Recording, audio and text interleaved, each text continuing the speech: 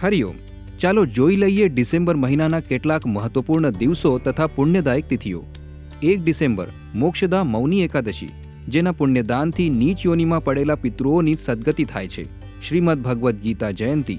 વ્યતિપાત યોગ સવારે 4:22 થી રાત્રે 12:59 સુધી. 2 ડિસેમ્બર અખંડ દ્વાદશી ભૌમ પ્રદોષ વ્રત.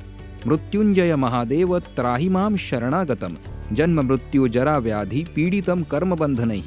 આ મંત્રથી સાંજે ભગવાન શિવ અથવા સદગુરુદેવનું પૂજન કરવા તથા જાતે પણ પુરુષાર્થ કરવાથી કર્જમાંથી વહેલી મુક્તિ મળે છે.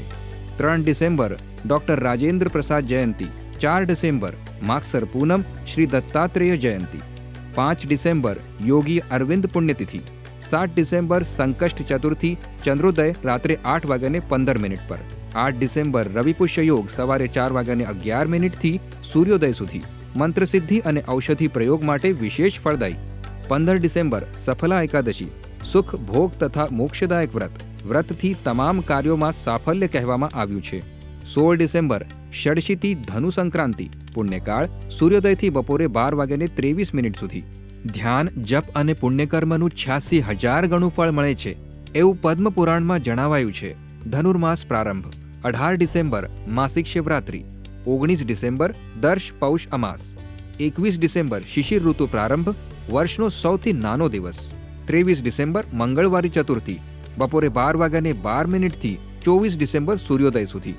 સૂર્યગ્રહણ તુલ્ય આ યોગમાં ધ્યાન, જપ, મૌન વગેરેનો પ્રભાવ અક્ષય રહે છે. 25 ડિસેમ્બર તુલસી પૂજન દિવસ. વિશ્વગુરુ ભારત સપ્તાહ 25 થી 31 ડિસેમ્બર સુધી. મહામના પંડિત મદનમોહન માલવીય જયંતી તારીખ અનુસાર. 26 ડિસેમ્બર વ્યતિપાત યોગ બપોરે 2:01 થી 27 ડિસેમ્બર બપોર 12:22 સુધી. 27 ડિસેમ્બર ગુરુ ગોવિંદસિંહજી જયંતી. 30 ડિસેમ્બર પુત્રદા એકાદશી સ્માર્ત.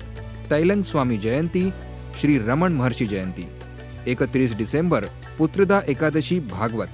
આ તિથિઓમાંથી સાધન ભજન માટેની ખાસ પુણ્યદાયક તિથિઓ વિશે વિગતવાર માહિતી તમને સંત શ્રી આશારામજી આશ્રમ તથા સંત શ્રી આશારામજી બાપુ ગુજરાતી યુટ્યુબ ચેનલ પર યોગ્ય સમયે મળી જશે. ચેનલ સબસ્ક્રાઇબ ન કરી હોય તો હમણાં જ કરી લો.